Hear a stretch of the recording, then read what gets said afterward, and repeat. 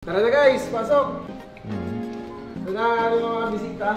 Welcome to Mobile Bootcamp! Ayan, feel at home, punta kayo sa taas. Magandang experience to sa kahit sinong players dito sa Kasi kahit sinong ML player gusto maka-experience ng pag-tour sa mga bootcamp. Tara. Paano kayo kakasya niya? Try natin i-simulate mamaya. Sunod naman, itong living room.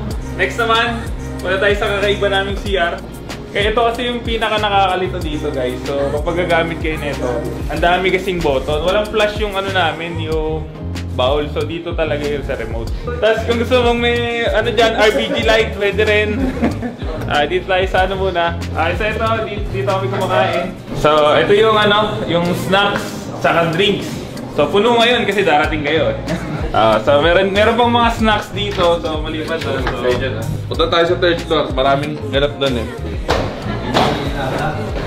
Ngayon sa third floor naman, dito na yung kwarto ng players sa kwarto. Ayan, so... Streaming area after mag-scream.